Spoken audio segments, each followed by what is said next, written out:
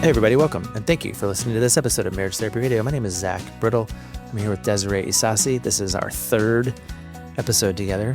We, through the gift of time travel, talk about the conference that I wish we had recorded these episodes after, which was a great conference. I really enjoyed it. I got to share in one of the breakout sessions there, which was a real privilege for me.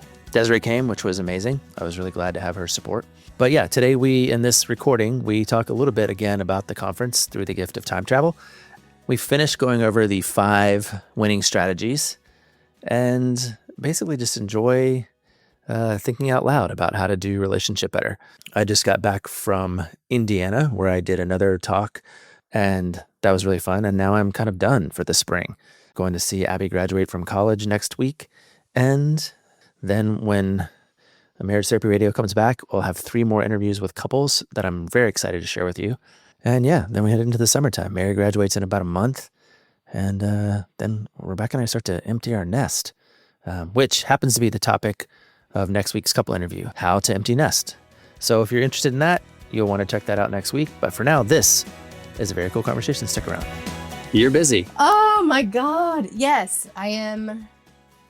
I'm really busy in like all the good and bad ways. Yeah. Yes. Oh my gosh. You are catching me on a day, Zach Brittle. Yeah. Yes. Well, okay. So for context, we have a conference coming up in like 2 weeks. Yes. And you're like the boss. You're in charge. I mean, to say that would be to discredit 2 people that I have been working with very closely for the last 10 months on this. But I have, let's say I have a significant role. How about that? Yeah. You're on the boss team. That's cool. The boss team. Yeah. It is wonderful. And I've never done anything like this before. And, I also have a little thing called a family that's like happening in the background. And, I think everybody is just feeling that. Yeah. My daughter had like a little meltdown this morning, and it was like looking in a mirror. So like is just like front and center on my mind. And I'm like, who's like deep breaths, and take it in and like fucking learn from it. Your daughter's trying to teach you something here. And she's going through something herself. So, show up, because this is what it's all about. I have 4 things I want to talk about today, and that's kind of on the list, but Let's do I it. Save it a little bit. Because here's how this works is today, which is April the 10th, the conference is in 2 weeks. Right. When this comes out, it will be over. Long gone. Thank God. So how did it go?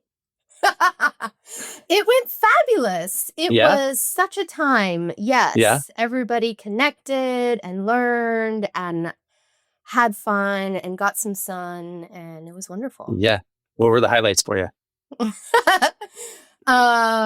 Being in community with people that I deeply respect and care about and don't get to see on a regular basis. Yep. Highlight. Mm-hmm.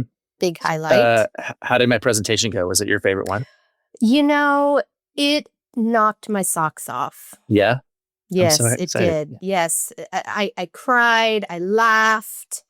I, felt all the feelings. Thanks for saying that. It was a tour de force. Is Adam coming?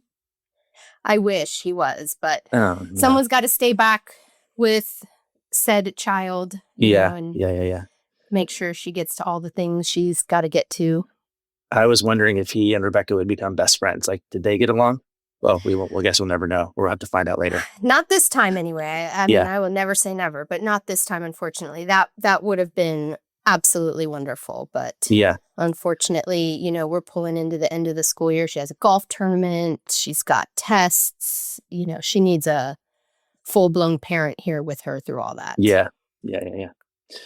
What did you think of Medieval Times? Was that fun? Did you go to dinner at Medieval Times? Medieval Times was a little overstimulating for me, given the context of the rest of the week. And look, I have a lot of superpowers, but navigating lots of stimulation for extended periods of time is not one of them. Yeah. I think it was fun because we got to go and do like dinner, but we didn't have to talk to anyone.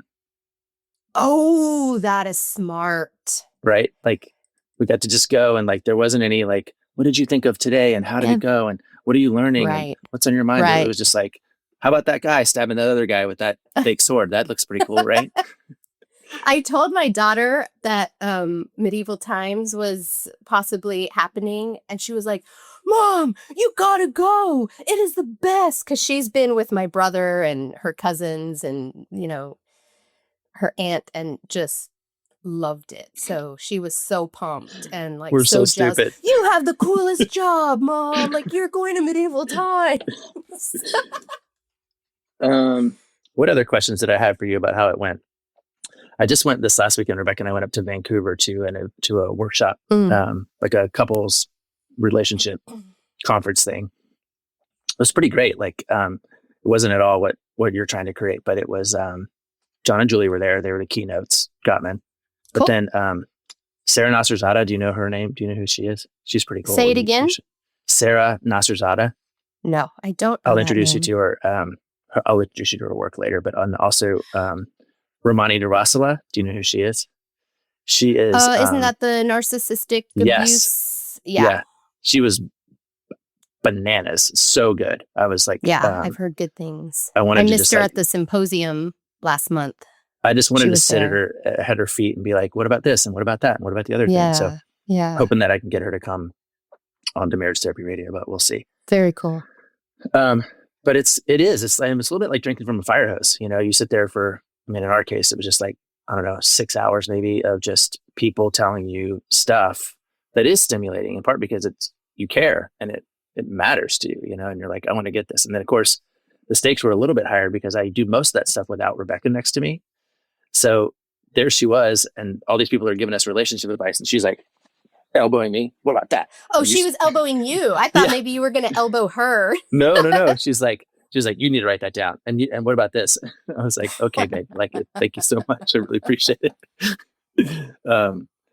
Good. Well, I'm glad the conference was amazing. Congratulations on such a great job of putting it together and making it come off without a hitch. I am sure it changed my life. I'm appreciating this manifestation. Yeah, of course. Are you get to play, right? Like you guys, you're going down early. I know you have like a lot that you're thinking about, but afterwards you get to rest a little bit, or are you gonna? Here's hoping. I'm going down. I will go down a few days early to I always do that whenever I travel somewhere when I can. Mm-hmm.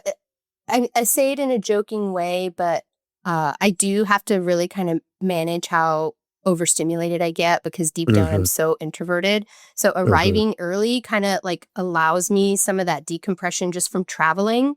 So I'm arriving early. We'll be there with 2 other people arriving early. So hopefully in the middle of our last minute shopping, planning, doing, we can have a fun dinner or something. Yeah. And then, yes, afterwards, the team, kind of the core team that's been involved with planning all of this for the last 10 months or so. Mm-hmm. Yeah, we're going to try to retreat. Yeah, good. Yeah, that's the word I'll use. I was thinking about little things I wanted to ask you, but then I remembered that you don't like small talk. Well, we could try it out. And if I find the question interesting, I'll let you know. No, I don't know if it's interesting or not. I was just thinking about the weirdest thing that I think lately. Okay. I have this theory, and I don't know if this is really even, this might not go anywhere, which is totally fine. But I think people's cars should match their house. Do you think do you have that theory, or do you care about it at all? What I mean is, I've never once thought about it, but do you mean don't have a nicer car than your house? You shouldn't live in a shack and drive a Range Rover kind of thing? Right. Yeah, that's what I mean. It seems weird to me. It seems and I live in a place where houses are pretty modest. There's pretty modest houses everywhere. But there's, Range Rovers and Teslas and BMWs and Porsches even out in front of these modest houses. And I'm like, how does that work? How does that make sense? And I don't know. Do you happen to know what the weirdest thing you think is? Or the weirdest opinion that you have that doesn't mean anything at all? No, It's not off okay. the top of my You head. don't Trust have me, to I have have one. them. I do have them. You probably need to ask my husband, or I need to just pay more attention, because I do think of random stuff for sure. Yeah, Yeah, I for can't sure grab Adam at it knows. And like then that. because Rebecca's like, that is just like so weird. Like, why do you think that stuff? How does your brain actually work? I was like, I don't know. But Yeah. anyway, we were driving around. I got mad at somebody's car in their driveway. But the bigger thing is for me, like I was trying to buy a car a couple years ago and I was down to two. And I literally bought the less fancy one because I didn't think the more fancy one would belong in front of my house. Oh, I know. And now I kind that of feels regret like that a a little little bit. bit sad or I know. something. I know. I'm a little bit sad about it. I don't know which is sadder, that you don't think you have a nice house, or now you don't have as nice of a car. I just have a modest house and I love my house. The only problem with my house is there's a spot you can stand in my house where from that spot you can see every other room in my house. Like it's small, about 1,700 square feet, and it's pretty open. So there's not a lot of privacy, but there's no sort of place to go if you want to be by yourself. You could certainly go to your bedroom and close the door, but in that case, every time we go somewhere and we close the door, it feels like you're abandoning or rejecting or shutting off everyone else. Versus like if I were just to like go to my office, I would just be in my office and it would be the place that I'm at without signaling to everyone else, don't touch, but in our house, you want privacy. You go into a room, you close the door, and, because every room is sort of visible, it's like, nope, that person over there is not accessible, which is mostly my teenage daughter, but whatever. Have you seen the movie My Old Ass? No. This is what I want to talk about right now. It kind of goes back to your daughter thing. So My Old Ass, My Old Ass is, we just watched it the other night. It's a movie about, it's sort of a coming of age comedy of some sort. But this girl, 18 years old, takes mushrooms with a couple of her friends. They're in the woods. And one friend like starts dancing, the other one kind of passes out. But the experience of her being on mushrooms is that she meets her 39-year-old self. Okay. So she's sitting there in the woods, and all of a sudden she's sitting next to this woman who's played by Aubrey Plaza, if you know who Aubrey Plaza is. I do, of course. And she... Aubrey Plaza? Yeah. And she is... now she starts this conversation with her like 18 and 39, and they're having to navigate the relationship they have with each other. And this genre is fascinating to me, in part because of a lot of the work that you and I will do from time to time around adaptive child stuff. Like what does it mean to be in conversation with other versions of you? Yeah. And there's a bunch of movies like this that I'm into. Did you ever see Disney's The Kid with Bruce Willis? Oh my gosh. So long ago that I couldn't probably have a very good conversation about it, but I know what you're talking about. I cannot watch that movie without like just falling apart. But then the other one is Rocket Man, the Elton John biopic. Did you see that one? I haven't seen that one yet. It's so good. Like it is it's so good from a like a relational life point of view, particularly when it comes to the relationship with the adaptive child, because Elton John, of course, didn't fit in his own skin as a kid, and his dad let him know, right? Gay, musician, blah, blah, blah. And then he grows up and becomes this superstar and has a really hard time reconciling the origin story anyway. Hey gang, you may know that I have been on this health kick lately. It was prompted not in small part by my relationship with Laura, who is a fanatic about staying healthy and taking care of her body, in particular her gut. Today, I'm here to tell you about an exciting product that ZBiotics has come up with to help get more fiber into your diet without changing what you eat. Fiber diversity, as you know, supports a balanced gut microbiome, yet only 5% of Americans get enough fiber in their diet. That was definitely like me. And if you're like me, it's hard to get fiber in your diet. So I started using ZBiotics Sugar to Fiber Probiotic Mix every day. The PhD microbiologists over at ZBiotics understand that 95% of Americans don't get enough fiber. So they genetically engineered a probiotic drink mix called Sugar to Fiber. Sugar to Fiber turns sugar in the foods I eat into prebiotic fiber called Leavan fiber. It's really hard to get leave-in from a typical diet, and it helps to improve the amount and diversity of fiber my body receives. I started drinking sugar to fiber every day because I liked having a way to get closer to my daily recommended dose of fiber without needing to change my diet. And I really liked knowing that this fiber was coming from sugar in the foods that I was already eating, and I don't have to add something new to my routine. So every day, I put a pack of sugar to fiber into my water bottle, and I love knowing that I'm supporting my gut health in this routine. Because geez, you guys, I'm getting older, and if I'm learning anything, I need to take care of my strength and my stretching and my gut. That's why I'm adding ZBiotics sugar to fiber to my daily routine. It helps me know that I'm getting the diversity of fiber that my body needs. So thank you, ZBiotics, for sponsoring this episode, helping me maintain my gut health, and making Laura proud of me. I think I want to pick your brain a little bit and hear how you understand this, the inner child work, or the adapt, like kind of the reparenting work. And then I have this question about it that actually goes back to what you said a little bit earlier. So I know that's a lot of stuff, but I think what I really want to know is, like, as you think about reparenting, or as you think about the parts that we're trying to grapple with, how do you conceptualize it for yourself, for your clients, for just in general? I'm interested to know. How do I conceptualize reparenting your inner child? Or like, what's it for? Why does it work? What is it about? How do you help people kind of wrap their heads around the sort of metaphysics of it almost, you know? Yeah. I think basically the idea of an inner child is like a historical part of you that is still present, in that it influences how you see the world around you.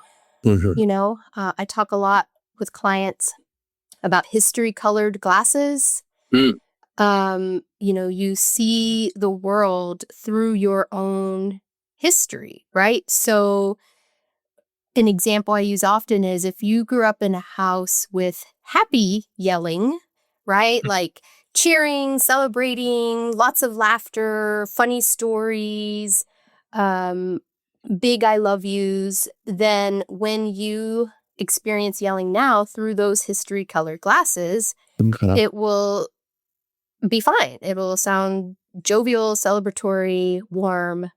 But if you experience yelling as a child that is mean, hurtful, scary, overwhelming, traumatic, violent, then when you're in the presence of yelling now, it will be Benny yelling. Yeah, I think so. It'll be hard to discern. Not that you won't be able to, but I think it will be less pleasant for you, let's say. So that's an example of like how those historical parts of yourself influence what you see, what you experience, what you think even now.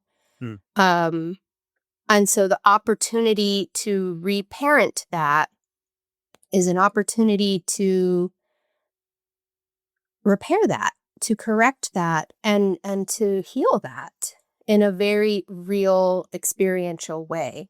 And that might be, some people like things that are more concrete. So if you really need to pull out a picture of yourself from a certain age, some people do well with like visuals of picturing themselves. I think there's a number of ways you can actually, practice that. But to me, that's the idea of it conceptually. Yeah. Dealing with those historical messages, historical experiences to try to help correct and get more agency and power back over how you experience things now. That would be the purpose of it. Yeah. I'm aware. I wrote it down, history colored glasses. I'm going to start using it forever, because it's cool. It's actually a phrase I've been in search of. So thank you for that, because I think it makes a lot of sense. I guess one thing we might have done is kind of skip the lead. How would you actually even define or explain to like the man on the street the idea of reparenting? Like, what is it? You know? It is becoming the parent you deserved to have as a kid. To the kid that you to that historical were. part of yourself that is still there, and still, maybe not still, but now it's still there and is now causing some real challenges, some difficulties, some problems in your life. And it comes from, not having the parenting you deserved. Now, I don't mean to paint parents or caregivers as monsters. That's not what I mean. I think the vast majority of parents and caregivers are doing the best job that they can and have good intentions. And that doesn't mean, you always got what you needed or deserved to have growing up. But now with the idea of reparenting, you can become the parent to yourself that you always deserved to have. Yeah, that's wild. So when we do it with clients, it's meant to evoke the sense that the messages that you internalized or that you have committed to through your history colored glasses get to be reframed by perspective, sort of the knowing what I know now kind of thing. Reframed, rewritten, recreated, and are better suited to what you need. And again, I'm operating under the assumption that most parents, really, truly, I believe this, most parents are doing the best job that they can. Yeah. And you just don't always understand your child, I mean, you're a parent. I'm sure that makes sense to you. Like, you are experiencing your child as you, right? And through your own history colored glasses.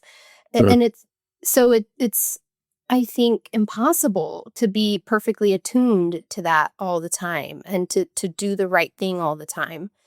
And so you now, through your own self-awareness, your own therapy, your own wisdom, can fill in those gaps and can go and do that and be that in a way that is very consistent and reliable. And it sets you up not only to have more, I think, empowerment over yourself and situations, but to really, truly experience things differently. And maybe going back to that example, maybe now I'm able to look and listen to yelling with more nuance and can actually be in some of the fun of it and find it pleasant and exciting. So yeah, I guess that's how I would explain it. Yeah. So here's the twist on it that is new to me actually after watching My Old Ass, which is, I think that there's I wish I knew how to set this question up better than I'm currently able to. There's this presumption that the older, wiser version of us has something to offer the wounded part of us that is our inner teenager or whatever. The story that you told about this morning is that there's how old your daughter? 11, 12, something? She just turned 13 2 weeks ago. So your teenager offered you something out of wisdom that she had access to that you did not have access to. And there's something that our younger selves has to offer us as well as our older selves having to offer our younger self. This is the part that is intriguing to me to mess around with, because I've said a lot of times, if I knowing what I know now, what would I go tell my younger self? But do you think that there's something your younger self has to tell you now that you could afford to kind of listen to and re-listen to? Oh, I'm sure. Yeah. Absolutely. And I don't know. I'm not sure what my younger self has to offer really? me. I'm wondering kind of what possibilities are there, because twice now in the last 48 hours, both with the comment you made about your own kid and then this movie, which is, kind of about that.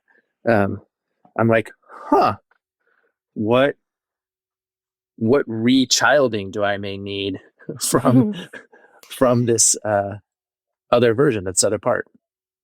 Well, maybe looking at it as wisdom is not the right way to look at it. But maybe it's perspective. What's a perspective that you had as a kid that you could benefit from having again, even for a day, When you think of it that way, does anything come to mind?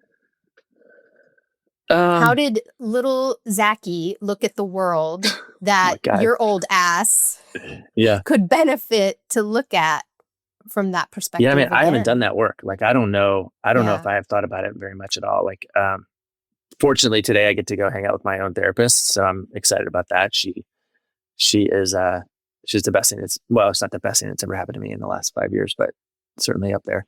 But yeah, I'll be exploring that question too. I think I don't really know what I'm in search of. Like, as a 51-year-old, I don't really know what I'm longing for, except probably something that feels more carefree and more sort of unfettered or unburdened, perhaps. Like there's just maybe stuff coming in from every direction that makes me want to go, oh, heavy, oh, heavy, oh, heavy.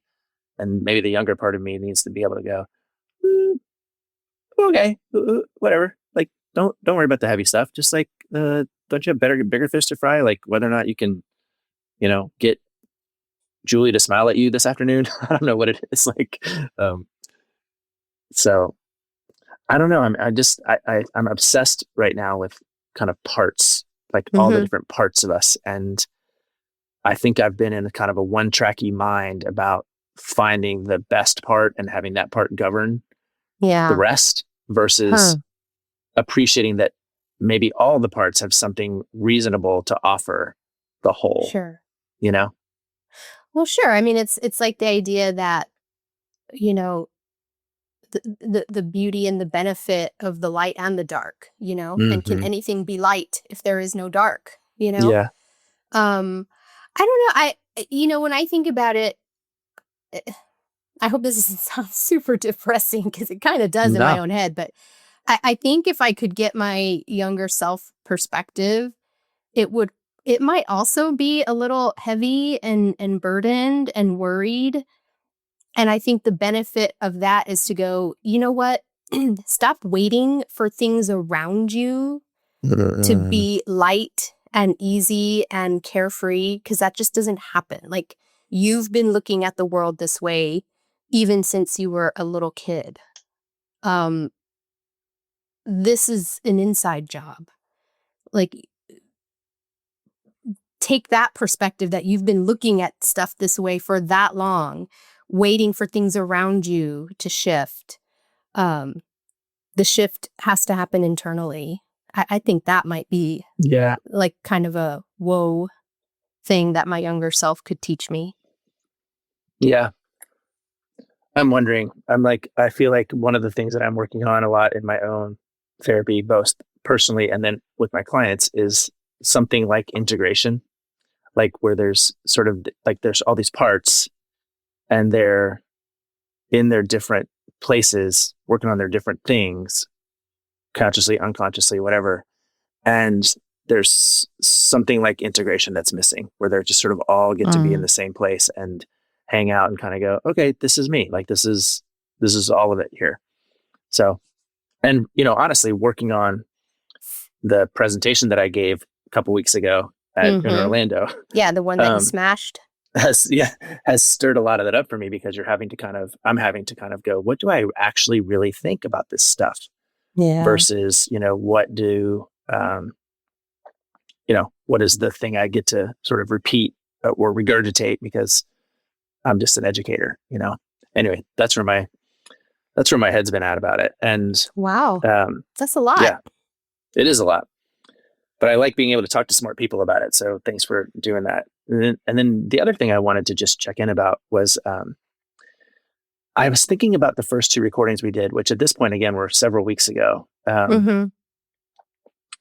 We sort of did a survey of the 5 winning strategies inside of RLT. We talked on the first week about how much you in particular like cherishing as a skill or as a tool. And then I think last time we talked a little bit more on kind of the advocate for what you want, sort of courage side. But I felt like it would be important for us to hit them all officially, just to make sure that we covered them. So, and I think I can remember them all this time, because remember the first time you were like, yeah, you're a little mnemonic. That's really great that it doesn't work for you. Yeah. But the 5 winning strategies are inside of the model, kind of the relational moves that you can make to improve intimacy inside of the relationship. Is that a fair way to say that? Okay. And the first one is advocating for what you want, which is what we talked about last time.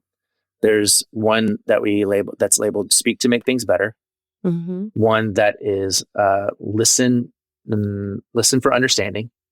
Right. Listen to understand. Yeah. Listen to understand. Respond with generosity. Did I say speak to make things better already? Yes. Speak to make things better. Advocate for what you want. Listen to understand. Speak to make things better. Respond with generosity. And then the last one is cherishing. So I think it's those middle three that we haven't quite touched on. And I wonder about your thoughts or perspective on those, particularly. It's sort of the ones that are kind of right in the communication moment. The communication moment is listening to understand, responding with generosity, speaking to make things better. How do you, I don't know, wander around that a little bit and let's see what comes up for us. I think speak to make things better is huge. Okay. I don't think that's often where we're coming from. I think we speak to make ourselves known, which is not always a bad thing. I think that's a little like advocating for what you want. You need to know what I need, what I feel. But we speak to make ourselves known. Sometimes we speak to defend, protect, take care of our own egos. We speak to do a lot of things other than make something better. We speak to discharge pain, right? Like to take all this yuck that I'm feeling inside and let me just put it on you by giving you a piece of my mind. So I think, and even when my daughter was having her moment this morning, I was really thinking of that, of like, okay, don't lecture, don't be in your head. Like, what is something you could say to her right now that might make things better?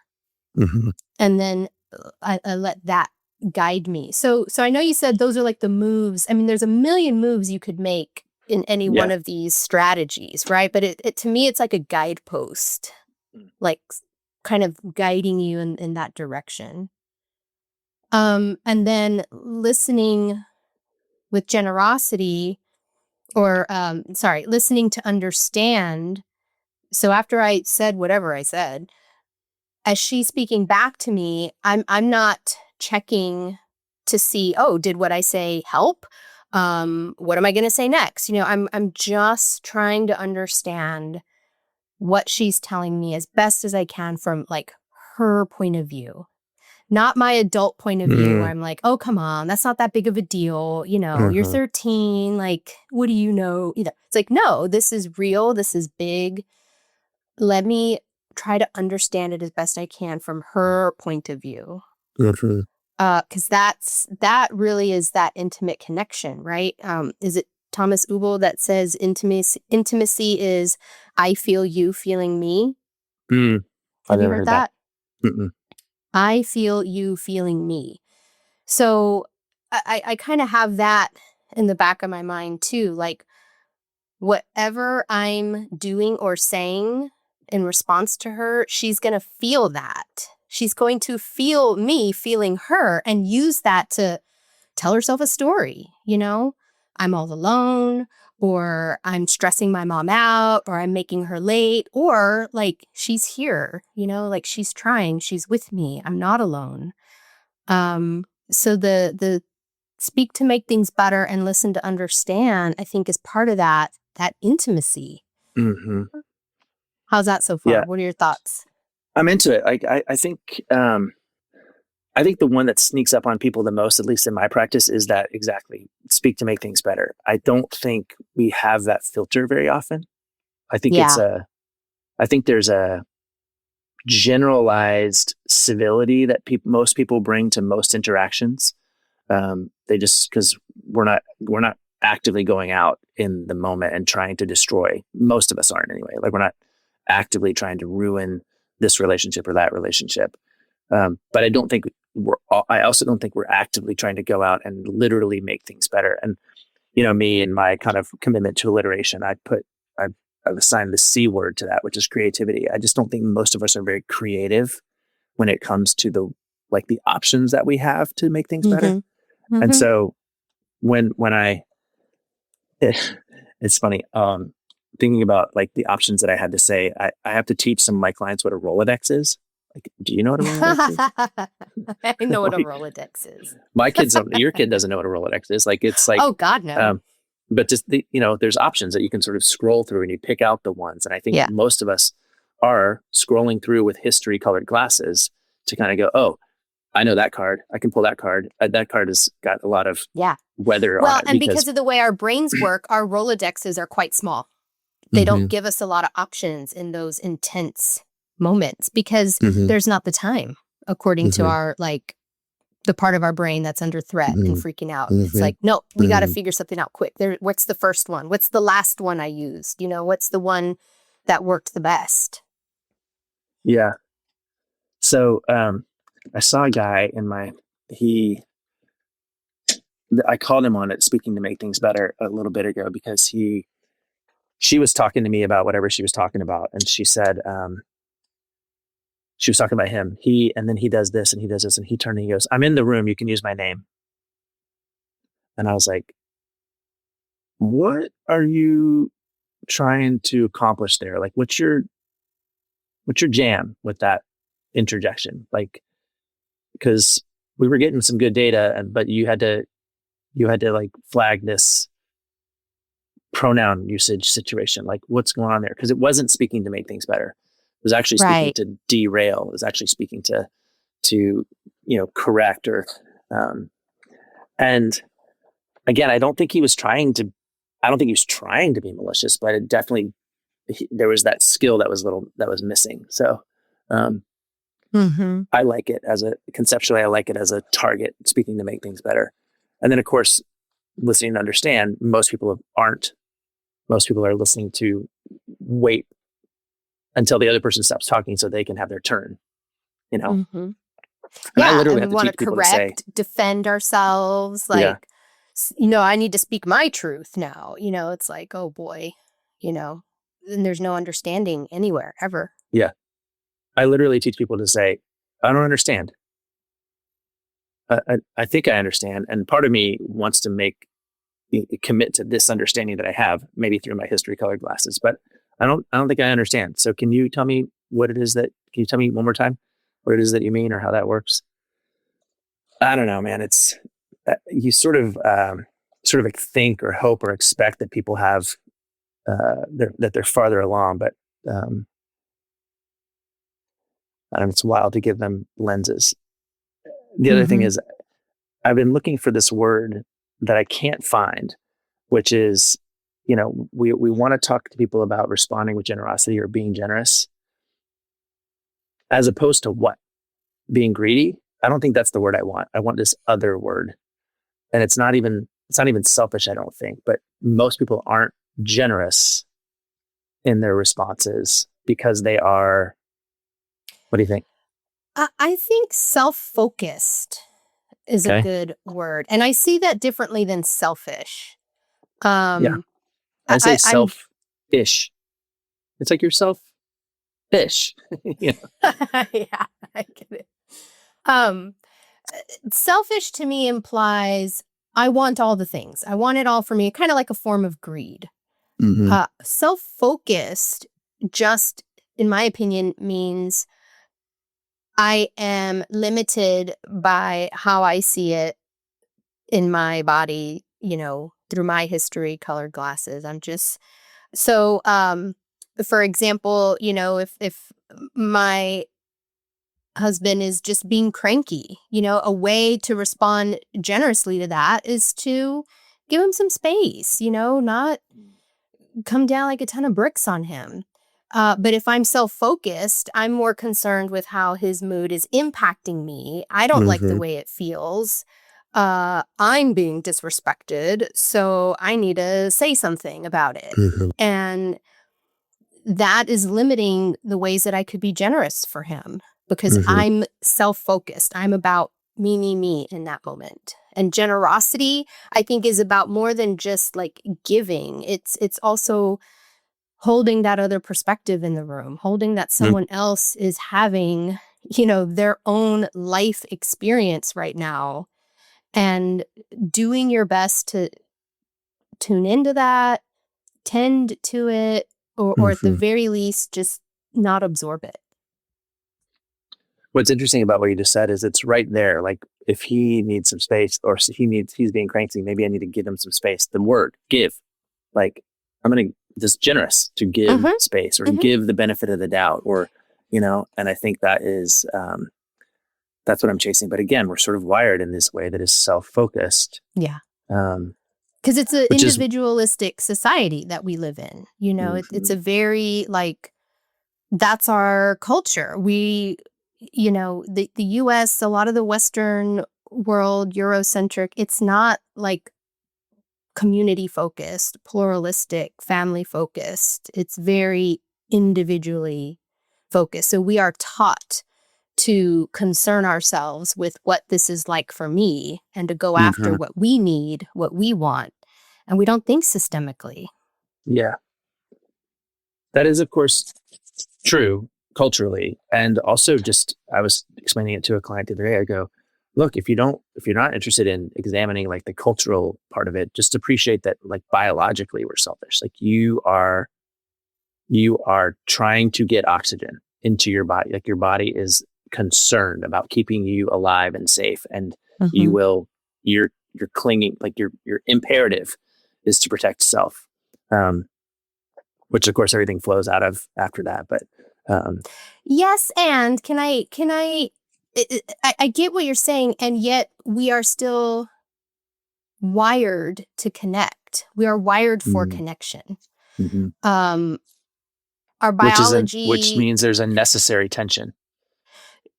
Potentially, but our literal survival also depends on being connected to others. Yeah. So yes, we need oxygen, and we also need to be in community. This is why babies will not survive if they don't. They'll have oxygen. They'll even have food and the nourishment they need biologically. But if they don't have skin to skin contact, if they are not held and co-regulated, they won't survive. Yeah. Huh. So maybe we really do have to kind of not push aside that cultural piece of it.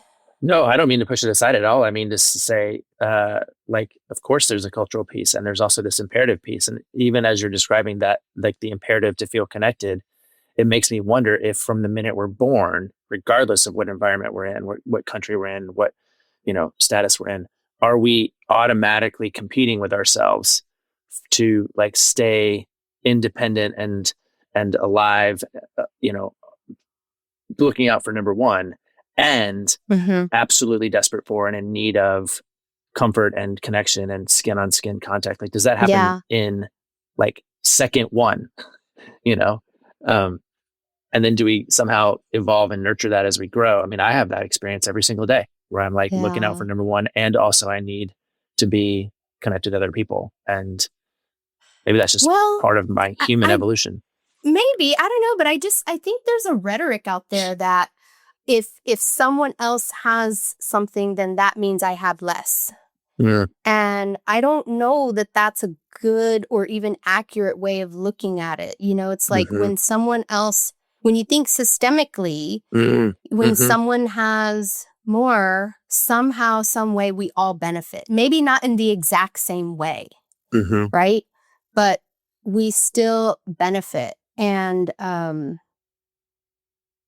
don't have to do it all if I think systemically. The system, there's a shared responsibility. There's a shared, I don't know, goal, intention. Yeah. Okay. Well, but in order to stay connected in ways that we want on a daily basis with the people that we love, we need to learn how to advocate for what we want.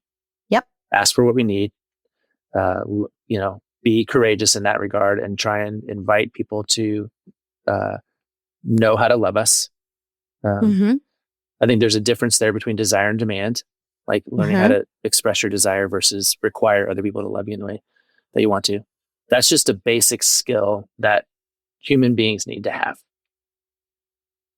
Then the next three go into this kind of direct communication style. I think those are the three that we talked about today, which is learning how to listen for understanding, speak to make things better, and respond with generosity, like in the actual conversation that we're having, which means we have to take our history colored glasses and put them up on top of our head and get creative, get interested in the new way of thinking and the new way of being, and really suspend this self-focus long enough to open up space for connection with the other.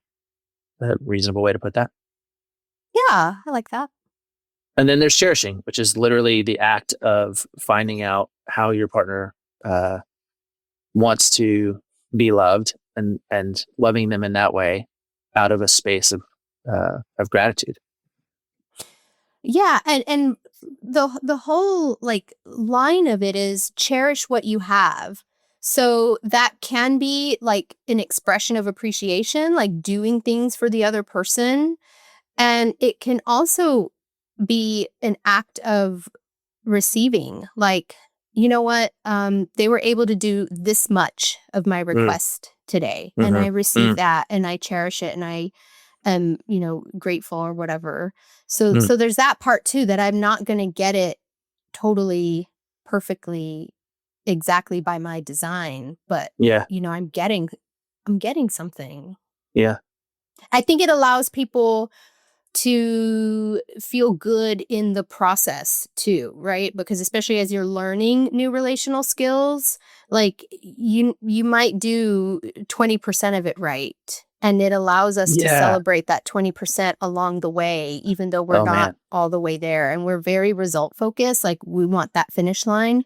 This lets us appreciate the journey along the way too, I think. Yeah, I'm into it. I have a question for you. At the top of our first episode, I said, if we knock this out of the park and we get what we want out of it, what is that? And you said, do you remember what you said? I remember saying, have fun. That's what I remember. Yeah. Did you have fun? Yeah, I think so, finally.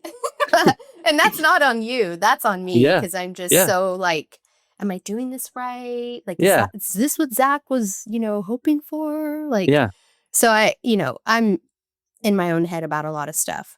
Yes, I remember saying fun, and maybe I think something about offering something to the people who listen that feels inspiring or uplifting or relatable or something.